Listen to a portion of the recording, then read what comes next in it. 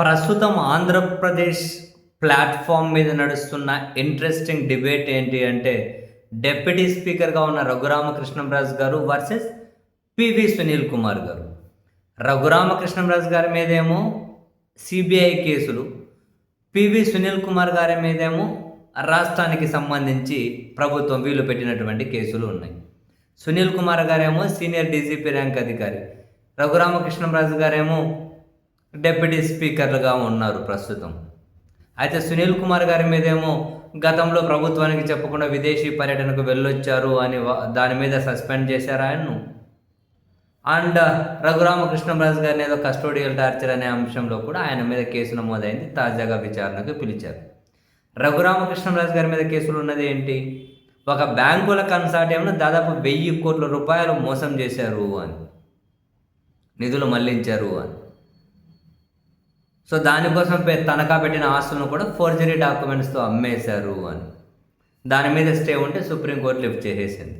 అయితే ఈ మొత్తం అంశం మీద డీజీపీ ర్యాంక్ అధికారిగా ఉన్న పివి సునీల్ కుమార్ గారు ఇంట్రెస్టింగ్గా జనం మధ్య పెట్టిన చర్చ ఏంటి అంటే, ఒక పారదర్శక విచారణ కోసం అని చెప్పి నన్ను సస్పెండ్ చేశారు, మరి అదే పారదర్శక విచారణ కోసం అని చెప్పి ఆయనను అంటే రఘురామకృష్ణంరాజు గారిని ఆ బాధ్యత నుంచి ఎందుకు తప్పించరు అన్నది ఆయన అడుగుతున్న ప్రశ్న. అండ్ అదే సమయంలోనే డిప్యూటీ స్పీకర్గా ఉండే సిబిఐ కనుక అరెస్ట్ చేయకపోతే నేను కోర్టుకి వెళ్తా ఉంటున్నారు అనేది వేరే విషయం. ఆయన కనుక అరెస్ట్ చేస్తే అది ఆ వ్యవస్థకు రాష్ట్రానికి కూడా అవమానము అని. సో ఇక్కడ మళ్ళీ కొందరు చేస్తున్నటువంటి డిబేట్ ఏంటి అంటే, మరి పారదర్శక విచారణ కోసం చిన్న కేసులు ఉన్న సునీల్ కుమార్ గారిని సస్పెండ్ చేస్తే రాజు గారిని ఎందుకు సస్పెండ్ చేయరు అని. ఇక్కడ సౌలభ్యం ఉంది రాజకీయ నాయకులకు. ఉద్యోగులను సస్పెండ్ చేయడం అనేది అఫ్కోర్స్ అది శిక్ష కాదు, ఒక ప్రొసీజర్ మాత్రమే. వాళ్ళ సర్వీస్ రూల్స్లోనే ఉంది.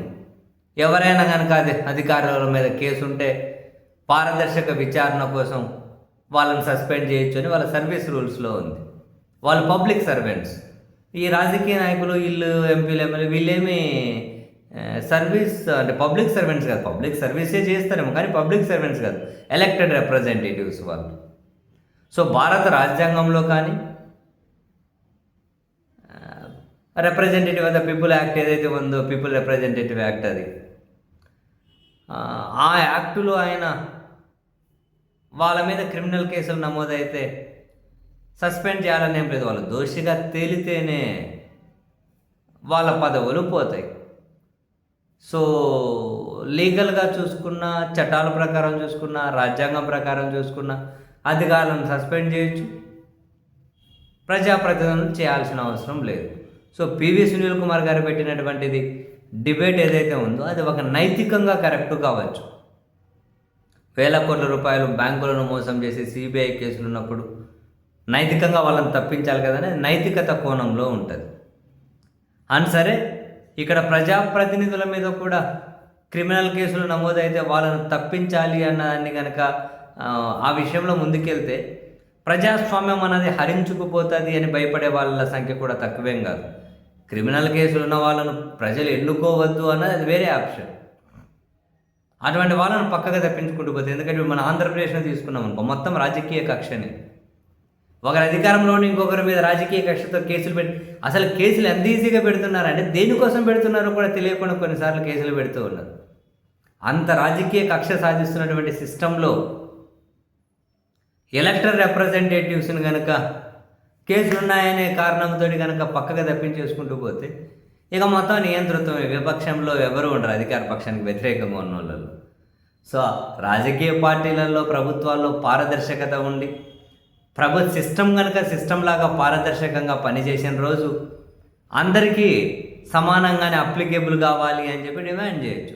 అలాగని చెప్పి ఇప్పుడు అధికారులు బలవతలేరా అంటే అవుతున్నారు. అధికారులు బలవతలు అవుతున్నారు. అధికారుల మీద కూడా ప్రభుత్వాలు కక్ష సాధిస్తూ ఉన్నాయి. మనం దాన్ని కొట్టిపడేయాలి. బట్ అదే సిస్టమే, అదే ప్రిన్సిపల్ ప్రజాప్రతినిధులు కనుక అప్లికేబుల్ అయితే ఇంకెవరు మిగిలి ఉండరు. ఇంకా ప్రజాస్వామ్యం గురించి మాట్లాడుకోవడానికి కూడా ఏమీ ఉండదు. సో ఇవన్నీ సరి చేసుకోవాలి అంటే అన్ని వ్యవస్థల్లో పారదర్శకత కనిపించాలి. అండ్ దీనికి సంబంధించి మరికొన్ని చట్టాలు కూడా బలంగా చేయాల్సిన అవసరం కూడా ఉంటదేమో. చట్టాలు సరే అమలు చేసేవాళ్ళు లేరు సక్కంగా. మన రాష్ట్రంలోనే చూడండి ఏం జరుగుతుంది. మీకంటే నాకంటే పివి సునీల్ కుమార్ గారికి, రఘురామకృష్ణంరాజు గారికి ఎక్కువ తెలుసు. చట్టాలు ఏ విధంగా ఉల్లంఘనకు గురి కాబడుతున్నాయి అని.